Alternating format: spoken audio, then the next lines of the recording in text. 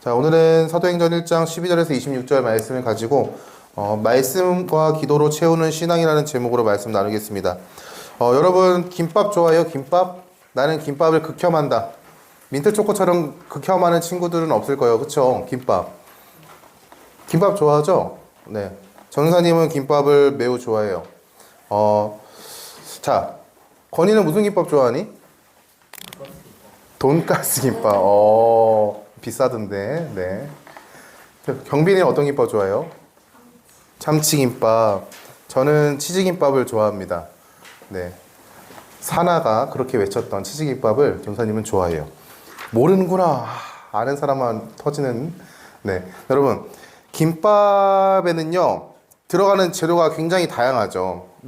돈가스가 들어가면 돈가스 김밥이 될 수도 있고, 참치가 들어가면 참치김밥이 될 수도 있고, 치즈가 들어가면 치즈김밥이 될 수 있고, 다양한 속재료가 들어갑니다. 기본적인 재료가 있을지라도 메인 속재료에 따라서 그 이름도 바뀌고 가격도 달라지고 맛도 달라져요. 자, 속재료에 따라서 그 김밥의 정체성이 달라집니다. 그런데 김밥에는요, 꼭 들어가야 할 재료가 있어요. 김밥에 꼭 들어가야 하는 재료 뭐가 있죠? 단무지? 자, 단무지가 없으면 김밥이 아닐까? 자, 그죠? 김과 밥이죠. 네, 단무지요. 네, 그쵸. 단무지 중요합니다. 네, 김밥에서 단무지가 맛의 밸런스를 잘 맞추는 재료이기 때문에. 그러나 단무지가 없어도 김과 밥이 있으면 우리 그것을 김밥이라고 불러요.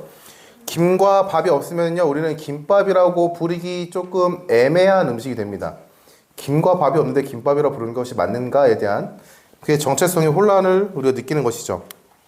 자, 김밥에 어떠한 재료를 넣는가에 따라서 맛과 이름이 달라져요. 하지만 김과 밥은 꼭 들어간다는 사실은 우리가 부정할 수 없습니다. 자, 이처럼 성도도 각자에게 주어진 은사도 다르고요. 섬기는 모양도 다르고 직분도 다르고 살아가는 모양과 방법도 다르지만 성도에게 꼭 필요한 것이 있다면 그게 뭐냐? 바로 말씀과 기도입니다. 부정할 수 없어요. 처음 교회를 온 사람이나 교회를 몇십 년을 다닌 사람이나 교회에서 하나님의 말씀을 가르치는 사람이나 세상에 나아가서 하나님의 사랑을 증거하는 사람이나 찬양을 고백하는 사람이나 어떠한 사람이든 간에 가장 중요한 것은요, 그 성도의 삶에 꼭 들어가고 꼭 있어야 하는 게 뭐냐? 바로 말씀과 기도라는 거예요. 김과 밥이 없으면 부르기 애매한 것처럼 성도의 삶 가운데 말씀과 기도가 없으면 고민해 봐야 됩니다. 그의 삶이 정말 성도의 삶인가? 라고 말이죠. 자, 오늘 말씀에는요, 예수님의 제자들의 모습을 통해서 그들의 삶에 말씀과 기도가 얼마나 풍성하게 가득했는지, 그리고 기도와 말씀이 삶에 얼마나 많은 영향을 주었고 삶에 많은 이유와 힘이 되었는지에 대해서 말하고 있어요. 자, 제자들이 감람원이라고 하는 산으로부터 예루살렘에 돌아왔습니다. 제자들과 여자들 그리고 예수님의 형제들과 모인 사람이 모두 다락방에 모였는데 그 인원수가 120명이나 되었다라고 이야기합니다. 120명이나 되었던 사람들이 함께 모여서 한 것이 있는데 그게 뭐냐? 바로 예수님께서 아버지께로부터 보내시겠다라고 약속하신 것을 기다리는 것이었어요. 자, 누가복음 24장 49절 말씀이 이렇게 말합니다. 볼지어다 내가 내 아버지께서 약속하신 것을 너희에게 보내리니 너희는 위로부터 능력으로 입혀질 때까지 이 성에 머물라 하시니라. 예수님께서 하나님으로부터 성령을 받아서 너에게 줄 거야. 근데 약속하신 거 너에게 줄 건데 그게 뭐냐? 성령인데 그것을 받을 때까지 너희는 이 성 예루살렘 성에서 머물러 기다려라 라고 얘기하셨어요. 사도행전 1장 8절과 요한복음 14장에서 16장 말씀에 분명하게 너희에게 보내실 것은 성령인데 그 성령을 기다리라고 말씀하신 예수님께서 그 말씀에 순종한 그 제자들이 보였던 모습이 뭐냐? 바로 기도하면서 기다렸던 거예요. 자, 여기서도 우리는요, 기도의 능력을 알 수 있습니다. 첫 번째로는요, 기도의 능력 첫 번째 뭐냐? 우리의 믿음을 굳건하게 한다는 거예요. 기도는 하나님께 이야기하는 겁니다. 기도는요, 하나님께 이야기하는 것, 대화예요, 대화. 기도를 통해서 우리는 하나님의 약속에 대한 믿음을 굳건하게 합니다. 예수님께서 성령을 보내시겠다라고 말씀하셨고, 사도행전 1장 8절에서도 똑같이 너희에게 성령이 임할 거야 라고 얘기하셨어요. 그런데 언제 임한다라고는 말씀하시지 않으셨습니다. 곧 임하신다고 하셨지만 그 곧이 언제인지 몰라요. 예수님께서 다시 아버지의 품으로 돌아간 후에 일어난 사건이라는 것만 알 수 있는데 언제 오는지는 말씀하시지 않으셨어요. 120명 정도에 모인 사람들은요, 예수님께서 약속하신 것을 기다리는 가운데 기도했습니다. 믿음을 굳건히 하고 하나님께서 허락하신 공동체를 방해하는 연약함과 그 장애물로부터 마음을 지키고 믿음을 지키기 위해서 그들은요, 기도했어요. 기도는 우리의 믿음을요, 굳건하게 합니다. 여러분, 예수님 다시 오십니다. 성경은요, 예수님께서 다시 오신다라고 분명하게 약속하고 계세요. 근데 언제 오실지는 몰라요. 예수님께서 다시 오시는 그날은요, 지난주에도 말했지만 그날은 심판의 날입니다. 하지만 성도에게는요, 성도에게 주어진 구원이 완성되는 날이에요. 양면의 칼날 같아요. 양날의 검처럼 한쪽 날은 심판이 주어지만 한쪽 날은 우리에게 구원이 주어지는 날입니다. 그 구원의 완성을 우리가 기다리고 소망함으로 나아가는 데 있어서 그 믿음을 굳건하게 하는 방법이 뭐냐? 바로 기도라는 겁니다.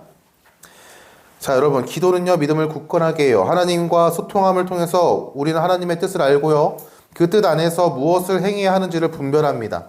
더 나아가 그 뜻에 순종할 수 있는 믿음과 마음을 지키는 힘을 얻게 되는 것이죠. 그래서 여러분, 기도해야 합니다. 기도하지 않으면요, 정말 쉽게 무너져요. 나뭇가지를 꺾는 것처럼 우리의 신앙이 뚝 하고 꺾어집니다. 정말 아이러니하죠. 나는 정말 튼튼한 것 같은데 누군가 와서 옆에서 뚝 꺾으면요, 내 신앙이 꺾어져 버립니다. 그래서 우리는요, 기도해야 해요. 예수님께서 약속하신 성령님을 기다리며 기도하는 가운데 베드로가 형제들 사이에서 일어나서 이렇게 얘기합니다. 그의 말은요, 예수님을 배신하고 죽음을 선택한 가룟 유다를 대신할 사도를 세우자라는 말이었어요. 베드로는 사도를 세우는 것에 있어서 말씀을 근거로 성도들에게 이야기합니다. 사도행전 1장 16절에서 20절 말씀 읽어줄게요. 형제들아, 성령이 다윗의 입을 통하여 예수 잡는 자들의 길잡이가 된 유다를 가리켜 미리 말씀하신 성경이 응하였으니 마땅하도다. 이 사람은 본래 우리 수 가운데 참여하여 이 직무의 한 부분을 맡았던 자라. 이 사람이 불의의 삭스로 밭을 사고 후에 몸이 곤두박질하여 배가 터져 창자가 다 흘러나온지라. 이 일이 예루살렘에 사는 모든 사람에게 알리어져 그들의 말로는 그 밭을 아겔다마라 하니 이는 티밭이라는 뜻이라. 시편에 기록하였으되 그의 거처를 황폐하게 하시며 거기 거하는 자가 없게 하소서 하였고, 또 이럴으되 그의 직분을 타인이 취하게 하소서 하였도다 라고 합니다. 자, 베드로가 인용한 말씀 구절은요, 시편의 말씀이에요. 시편 69편 29절과 109편 8절의 말씀을 인용하여 말한 겁니다. 베드로는요, 자신이 말하고자 하는 것이 내가 개인적인 생각이나 하나 개인적인 생각으로서 너에게 이야기하는 것이 아니야 라고 얘기하는 거예요. 야, 우리 원래 12명이었던 사도인데 한 명이 죽었어. 야, 근데 그래도 구색을 맞춰야 되니까 12명 세워야 되지 않을까 라고 이야기한 것이 아니라 하나님께서 이러한 뜻으로 12명의 사도를 세우기를 원하신다라고 베드로는요, 그 자리 가운데 일어나 120명의 가량의 사람들에게 이야기하는 거예요. 이것이 하나님의 뜻이다라고 말이죠. 여기서 우리는요, 말씀은 하나님의 뜻을 분별하는 기준이 된다는 것을 알 수 있어요. 자, 성경 하나님의 말씀은요, 단순한 글을 모아놓은 책이 아닙니다. 이스라엘 역사나 세상의 창조에 관한 책도 아니에요. 물론 이스라엘 역사나 세상의 창조에 관해서 서술을 하고 있지만 성경이 가지고 있는 중심 주제는요, 바로 예수 그리스도입니다. 그래서 이런 사람들이 있어요. 자, 성경에 보면은 세상이 6일 만에 창조되지 않았냐. 그러니까 6일 만에 창조된 게 맞다. 150억 년?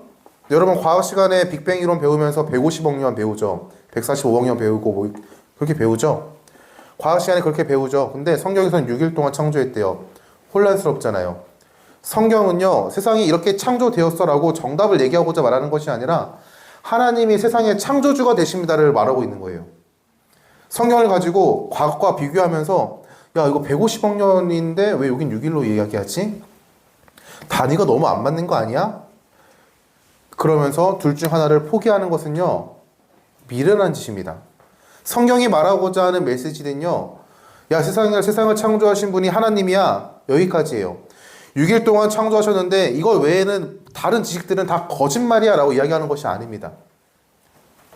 오해하지 않았으면 좋겠어요. 분명하게 이스라엘 역사도 담고 있고요. 그리고 세상의 창조가 어떻게 이루어져 있는지도 고백하고 있지만 그 말씀의 중심 주제는요, 바로 예수 그리스도다라고 선명하게 이야기하고 있어요. 더 나아가 하나님의 말씀은요, 하나님의 뜻을 담고 있습니다. 하나님의 뜻을 담고 있다는 것은요, 하나님의 의지가 담겨 있다는 것을 이야기하고 있습니다. 말씀은 하나님의 인도하심을 분별하는 기준이 됩니다. 여러분, 하나님께서 우리에게 우리의 마음 가운데 주시는 은혜와 감동과 생각들을요, 분별할 수 있는, 그것이 정말 하나님의 뜻인가라고 생각해 볼 수 있는 기준이 뭐냐? 바로 하나님의 말씀이라는 거예요. 아무리 좋은 생각과 좋은 마음과 좋은 뜻으로 우리가 무언가를 계획하고 그것을 실행한다고 할지라도 여러분, 하나님의 말씀에 어긋나는 것이라면요, 멈출 줄 알아야 합니다. 그리고 아무리 내 생각과 내 기준에 이거는 이렇게 하면 손해볼 것 같은데 라고 생각할지라도 하나님의 말씀으로 바라봤을 때 그것이 옳다라고 여겨진다면 그 말씀 가운데 우리는 순종함으로 나아가는 거예요. 하나님의 뜻을 분별할 수 있는 기준이 바로 뭐냐? 말씀입니다. 그렇기 때문에 여러분, 말씀을 읽어야 돼요. 교회에서 전도사님이나 목사님이 말씀과 기도, 말씀을 꼭 읽어야 합니다, 기도를 꼭 하십시오, 강조 많이 하잖아요. 이러한 이유 때문에 강조하는 거예요. 자, 베드로의 말을 듣고요, 사도를 세우기 위해서 후보를 세웁니다. 그 후보의 조건은요, 다음과 같았어요. 사도행전 1장 21절부터 22절 상반절 말씀에 이렇게 나와 있어요. 이러함으로 요한의 세례로부터 우리 가운데서 올려져 가신 날까지 주 예수께서 우리 가운데 출입하실 때에 항상 우리와 함께 다니던 사람 중에 하나를 세워라고 나왔습니다. 자, 사도 12명의 사도, 11명의 사도 중에서 12번째 사도를 세우는 것 가운데 그 후보를 세울 수 있는 조건이 있었는데 바로 뭐냐? 예수님께서 이 땅에서 세례를 받으시고 하늘로 올려져 가는 그 날까지 예수님과 함께 하셨던 그 사람, 함께 했던 그 사람, 우리와 함께 다녔던 그 사람 중에 한 명을 세우자라는 거예요. 자, 후보 1번. 후보 1번은요, 바사바라고도 하고 별명은 유수도라고 하는 요셉이라는 사람이었습니다. 바사바라는 뜻은요, 사바라는 사람의 아들이라는 뜻입니다. 유수도는요, 정직한이라는 뜻을 갖고 있어요. 그러니까 그 사람이 정직했고요, 그 사람이 누가 봐도 그 사람은요, 인격적인 사람이었어요. 그리고 이번 후보가 누구였냐? 바로 마띠아라는 사람이었습니다.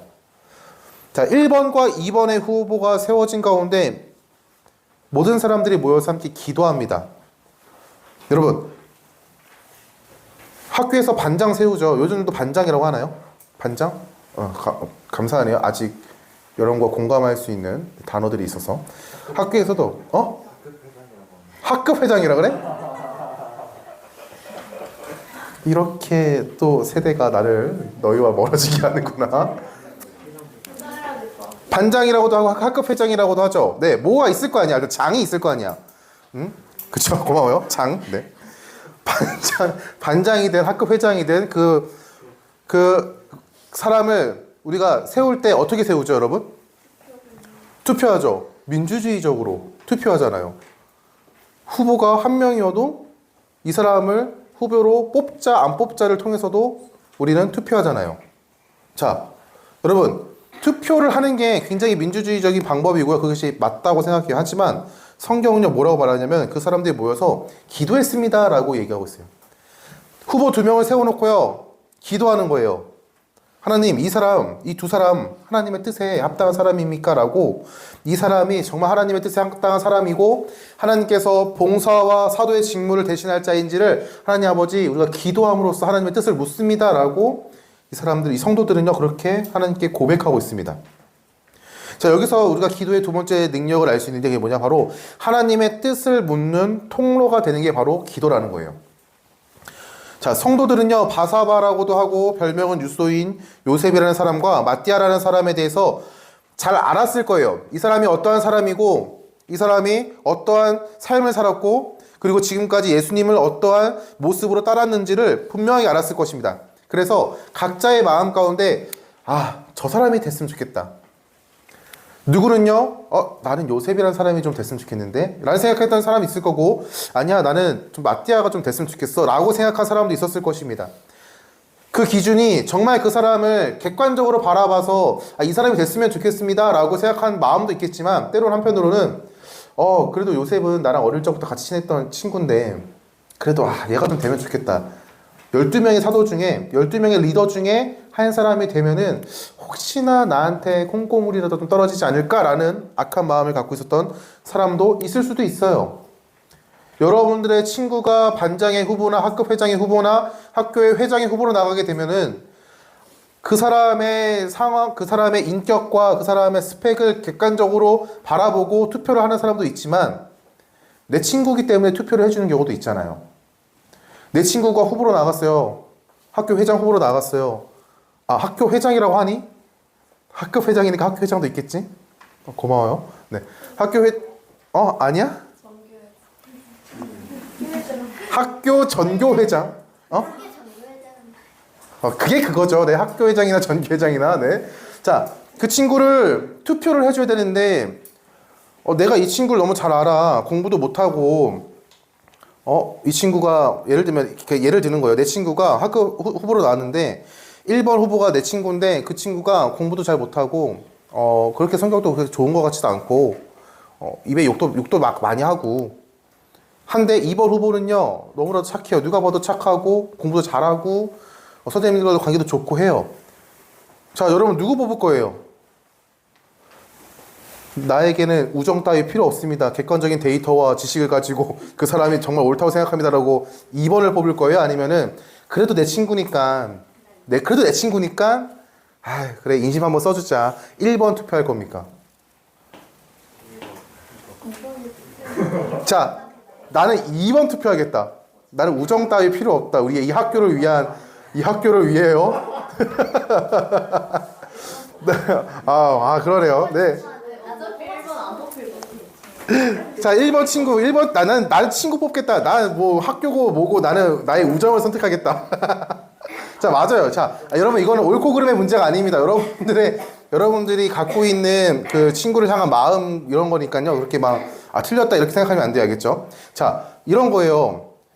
혹여나 요셉이라는 사람을 뽑는 것과 마띠아라는 사람을 뽑는 것 가운데 이러한 마음도 있을 수 있단 말이죠. 근데 성도들은요, 모여서 뭘 했냐면 하나님께 기도했어요. 하나님, 2명의 후보가 세워졌는데 누가 하나님께서 세우시기를 원하는 사람인지는 하나님 알려주십시오 라고 기도했어요. 그리고 한 게 뭐냐면 바로 제비뽑기였습니다. 그렇게 기도 열심히 하고 고작 한 게 제비뽑기였어요. 근데 제비를 뽑았는데 누가 나왔냐? 바로 마띠아라는 사람이 나왔습니다. 12명의 사도 중에 한 명으로서 세움을 받은 사람이 누구냐? 바로 마띠아라는 사람이었어요. 여러분들이 나중에 기회가 되면요, 유튜브에다가 12사도의 순교 한번 쳐보세요. 그러면은 교회 성경에는 기록되어 있지 않아요. 교회 전통에 베드로는 어떻게 죽었고 야고보는 어떻게 죽었고 쭉쭉쭉 나옵니다. 그 가운데 마띠아도요 순교했어요. 유일하게 순교하지 않은 사도가 있었는데 바로 요한입니다.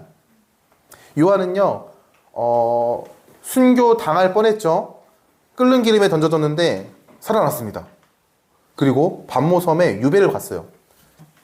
거기서 글을 막 쓰죠. 그게 바로 요한계시록이었습니다. 그리고 다시 돌아와서 오래오래 살았대요. 90세까지 살았다 그랬나? 그 나이에 90세면 오래 산 거죠. 자, 요한을 빼고요. 나머지의 사람들은요. 다 순교했습니다. 복음 전하다가 죽었어요. 예수님 믿으세요 하다가 뒤에서 누가 칼 찔러서 죽고요. 예수님 믿으세요 하다가 너 로마 황제한테 그렇게 대들어? 해가지고 십자가에 달려 죽고요. 여러분 한번 찾아보세요. 좀 끔찍하게 죽음을 당한 사람들이 많아서 전사님이 다 이야기할 수는 없지만 그들은요 복음을 위해서 살았어요. 그 가운데 마띠아라는 사람이 있었습니다. 하나님께서 봉사와 사도의 직무를 대신할 자, 가룟 유다를 대신하여 봉사와 사도의 직무를 대신할 자로 세움받은 마띠아는요 순교했습니다. 물론 12사도뿐만 아니라 그 시대에 예수 그리스도를 믿는 수많은 성도들이 순교했지만 그렇게 고백하고 있어요. 자, 사랑하는 청소년부 여러분, 성도는요 말씀과 기도로 체험을 받아야 합니다. 말씀과 기도가 언제나 우리의 삶 가운데 풍성해야 해요. 차고 넘쳐야 해요. 자, 다다익선이라는 말이 있죠. 다다익선이라는 사자성어 뜻 아는 사람? 맞아요. 당당하게 얘기해. 정답이야. 맞죠, 선생님? 말을 많아서 좋다. 네. 혹시나 틀릴까봐 네이버에 검색도 해봤어, 얘들아. 많으면 많을수록 좋다? 맞아. 자, 많으면 많을수록 좋다는 뜻인데 성도에게 있어서 말씀과 기도는요, 많으면 많을수록 좋아요. 하나님의 말씀은 성도의 삶의 나침반이 됩니다. 하나님의 뜻을 분별하고 하나님께서 허락하시는 감동을 분별할 수 있는 기준이 돼요. 그리고 삶을 살아갈 때 말씀은 나를 무너지게 하는 상황 가운데 힘이 되고 능력이 되고요. 내 상황을 어렵게 하는 그 악한 세력 가운데, 상황이 좋지 못한 상황 가운데, 나를 힘들게 하는 상황 가운데 그것을 제압할 수 있는 무기가 됩니다. 에베소서 말씀에 전신갑주를 입으라 라고 말씀하시면서 유일하게 무기를 들려주는데 그게 뭐냐? 바로 말씀이에요. 성령의 검, 말씀, 그거 가지고 싸우라는 거예요. 자, 그리고 기도는요, 하나님과의 대화입니다. 하나님의 뜻을 묻는 통로가 되고요, 우리의 믿음을 굳건히 세우는 능력이 됩니다. 여러분, 기도를요, 너무 어렵게 생각하지 않길 바래요. 기도는요, 하나님과의 대화라 그랬잖아요. 여러분, 엄마 아빠랑 대화할 때 사랑하는 나의 어머니, 아침 식사는 잘 하셨는지요? 이러면서 이렇게 대화 안 하잖아요. 그냥 일어나자마자 엄마 부르고 가서 엄마한테 가가지고 엄마 밥 줘! 얘기하잖아요. 여러분의 삶이 그렇잖아요. 전사님 삶도 그래요.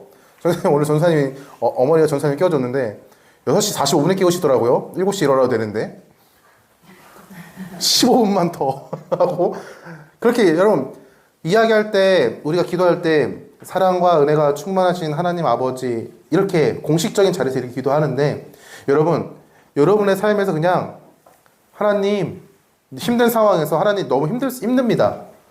예를 들면은 공부 시험 기간에 너무 힘들어요. 하나님 너무 힘듭니다. 지혜를 주시고 공부 잘할 수 있게 능력도 주세요. 최선을 다하겠습니다. 예수님 이름으로 기도합니다. 이렇게, 이것도 기도예요, 여러분. 기도를 너무 어렵게 생각 안 했으면 좋겠습니다.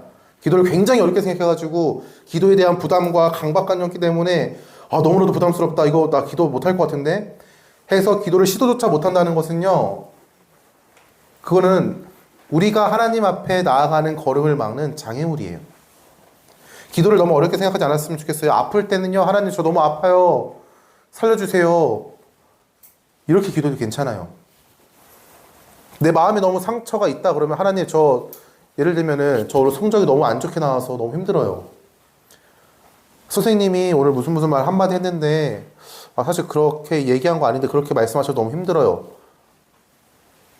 자, 근데 중요한 게 있습니다. 힘든 상황 가운데서 저주를 하지 마세요. 하나님 저 선생님 계단 내려가다가 자빠지게 해주세요, 뭐 이런 기도하면 안 돼요. 알겠죠? 그것은 하나님께서 원하시는 기도가 아닙니다. 미운 대상을 향하여 제가 그 선생님, 그 친구, 부모님, 동생, 언니, 오빠, 형, 누나를 사랑할 수 있는 마음을 주세요라고 기도하세요. 알겠죠? 이게 기도입니다. 하나님은요, 이러한 작은 기도, 말 한마디를 들으시고요, 하나님께서는요, 우리에게 해결책을, 능력을, 위로를, 믿음을 주세요. 자, 말씀과 기도는요, 성도에게 주어진 특권입니다. 세상 사람들은 힘들 때면요, 도움을 줄 수 있는 사람을 찾아가죠. 공부를 하거나 돈으로 문제를 해결하고 합니다.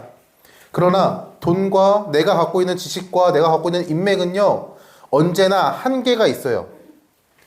여러분, 제일 부자가 누구죠? 공식적인 제일 부자 만수르인가요? 그분 아직도 부자세요? 그 1위세요? 비공식적인 부자인가요? 일론 머스크가 공식적인 부자인가요? 자, 일론 머스크가 공식적인 부자예요. 돈 엄청 많죠. 인맥 엄청 뛰어날 겁니다. 수많은 사람들 알 거예요.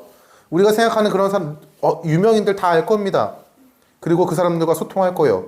그렇지만 그 사람이 어떠한 문제를요, 그것들로 다 해결할 수 있다라고 할 수는 없어요. 가장 대표적인 문제가 질병의 문제라고 한번 생각해봐요.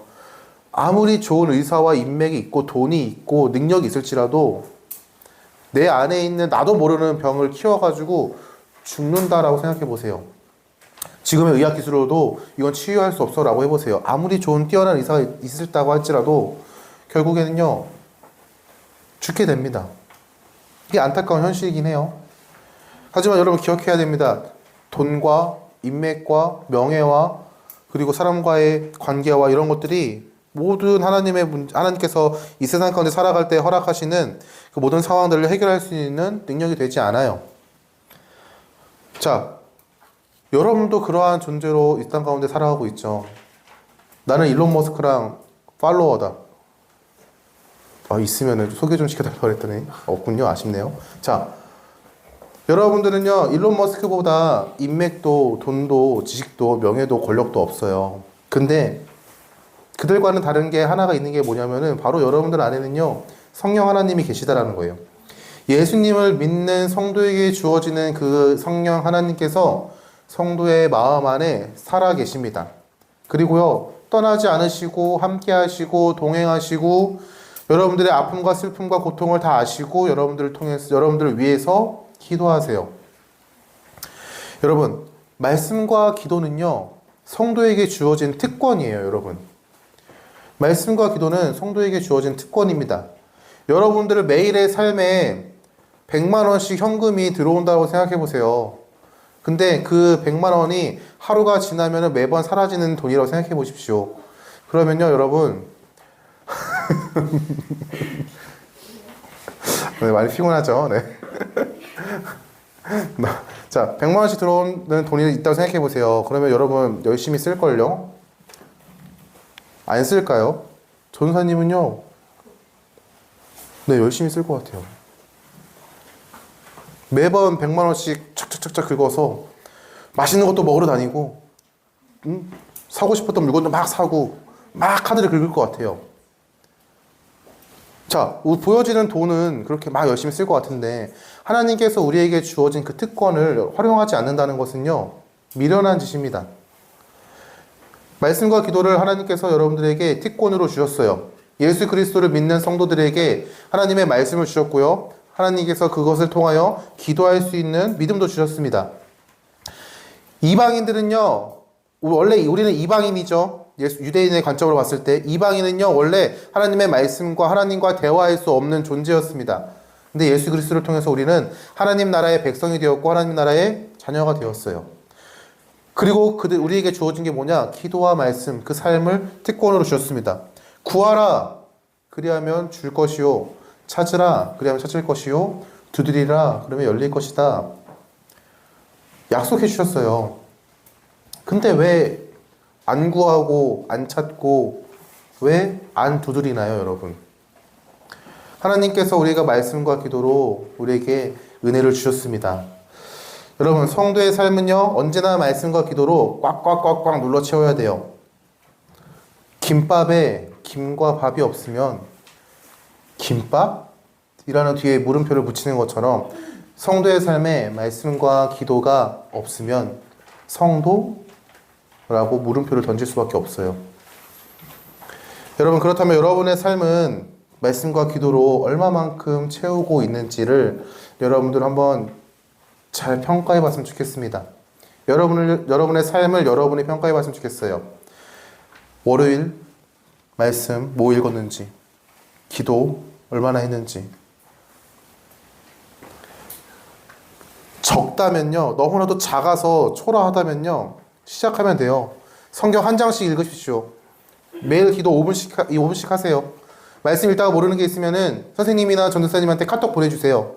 선생님 이거 뭐예요? 라고 물어보세요. 전도사님이 존재하는 이유는 여러분들이 그것을 궁금해하는 그것을 해결해 주라고 있는 거예요. 기도하기 너무 어렵다 그러면요, 교회 오십시오. 전도사님하고 손잡고 5분 기도합시다. 네, 금요일에도 오세요. 매일 5분씩 기도하거든요. 청소년부 손잡고 모여가지고 5분 동안 기도하니까 기도하세요. 오십시오. 기도할 수 있도록 도와줄게요. 여러분들의 삶이 언제나 말씀과 기도로 채워지는 삶이 되길 소망합니다. 예수님께서는요, 그것을 위해서 여러분들을 부르셨습니다. 교회라는 공동체 안으로 부르셨고 하나님 나라의 자녀로 부르셨어요. 그 특권을 여러분 누릴 수 있길 바래요. 그 특권 안에서 기뻐하는 여러분 될 수 있기를 예수님 이름으로 축원합니다.